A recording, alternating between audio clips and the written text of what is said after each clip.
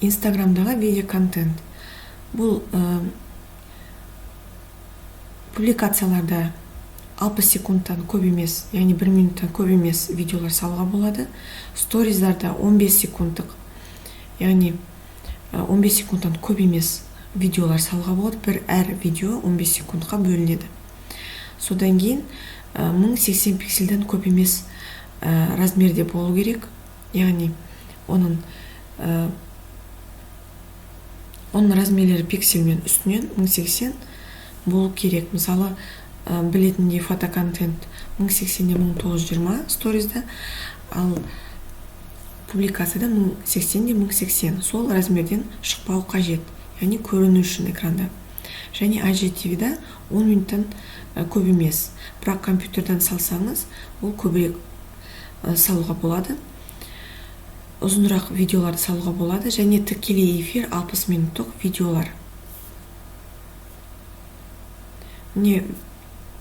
Видеоконтентке арналған қосымшалар бұл iMovie, кішкене күрделі, бірақ үйреніп алсаңыз өте профессионалды түрде видео өңдейтін қосымша. Ал екінші ол InShot, ол өте оңай, көбінесе осы InShotпен барлығы қолданады, себебі ол жеңіл, тез үйреніп кетуге болады. Viva видео ішінде фильтрлар, темалар, әртүрлі қысқартулар, кесулер, барлық сөз қосу, жарнамалық ролик жасауға да болады. Төртінші бұл TikTok, яғни әртүрлі видеолық сондай бір әлеуметтік желі ретінде дамып жатқан. Әлеуметтік желілер үшін видеороликтер. Осы видеороликтер біз не үшін жасаймыз? Ол әрине біз жарнама жасау үшін, өзіміздің тауарымызды әдемі көрсету үшін, және бір акция болса, соны түсіндіру үшін бір видеоролик көрсетеміз, жасаймыз.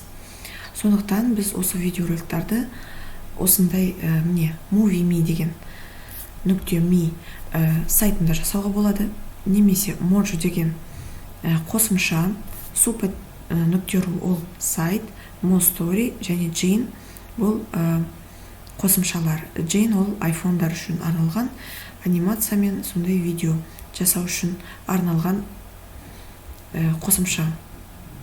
Енді қысқаша айтып жасам, MovieMe ол сайт, создание квадратный, горизонтальный, вертикальный посттар бойынша лента және сториздар үшін арналған сондай конструктор, үлкен сайт, өте үлкен әртүрлі видеороликтар, дайын видеороликтар, оны өзіңізге қарай өзгертуге болады, немесе біраз түрленуге болады. Mojo бұл айтқандай қосымша, анимация, сторис, барлығы бір шаблон бойынша жасауға болады. Super.ru ол сайт конструктор, яғни дайын шаблондармен, және өзіңізде жаңадан бір видеоролик жасауға мүмкіндік бар, яғни өзіңіздің идеяңызды жүзеге асыруға болады. MoStory бұл Mojo'ның аналогы, бірақ функционалы аздау.